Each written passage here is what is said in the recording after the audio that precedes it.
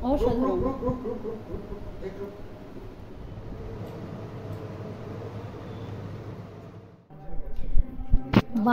মাছে ভাতে যেমন বাঙালি, তেমনি কিন্তু বাঙালি পিঠায়ও।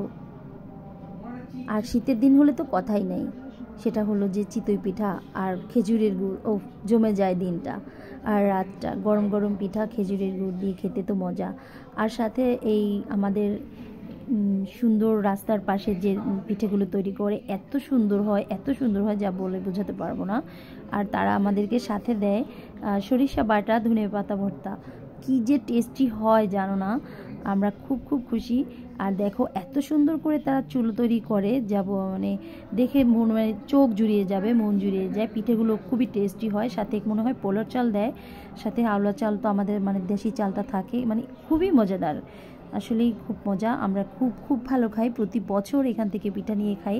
আমি যখনই বাইরে বের হই তখনই আমি এই দাদার থেকে পিঠা নিয়ে থাকি। আমিও তৈরি করি, তবে ভালোই হয় আমারগুলিও মোটামুটি, কিন্তু এরগুলি জানি কেন একটু বেশি মজা। শুধু আমি নয়, এখানে পিঠা নিতে হলে আমাদেরকে সিরিয়াল মেনটেন করতে হয়, এমন মানে অবস্থা হয়, বুঝতে পারছো? এতগুলি চুলো আছে, তারপরেও মানে একটার পরে একটা কোনো মিস যায় না, মানে নিতেই থাকে মানুষ। সত্যি খুব মজা, সত্যি খুব ভালো খাই। আশা করি তোমরাও খুব ভালো খাও চিতই পিঠার বলে কথা।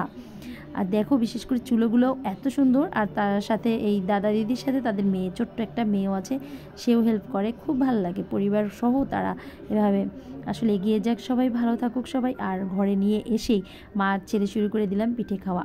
কি মজা করে যে খেয়েছি। তো ইচ্ছে ছিল যে একটু গুড় দিয়ে খাবো, তো গুড়ের আশাটা পূরণ করেছি আমরা চিনি দিয়ে। এভাবে করে চিনি দিয়ে খেয়েছিলাম, আসলেই খুব মজা ছিল। শীতের মধ্যে গরম গরম পিঠা। এই তো আজকের রাত সন্ধ্যাটা আমার খুব জমে গেল, পিঠে আর চিনি, তারপরে ভর্তা ছিল 2 রকমের। বাহ, খুব ভালো ছিল। তো বন্ধুরা, আশা করি তোমাদেরও ভালো লেগেছে। ভালো লাগলে কিন্তু অবশ্যই সাবস্ক্রাইব করে নিও যারা নতুন এসেছো, আর যারা অলরেডি তোমরা আমার সাথে রয়েছো, অনেক ধন্যবাদ তোমাদেরকে জানাই।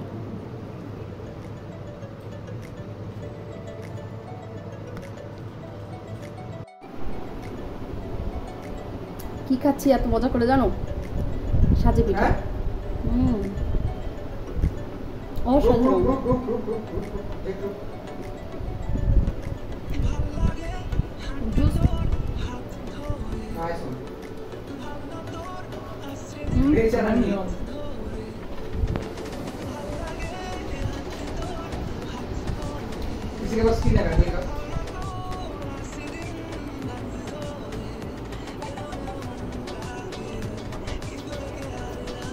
বাচ্চাদের মতো একবারে পিঠা খাওয়ার দিন পড়ছে।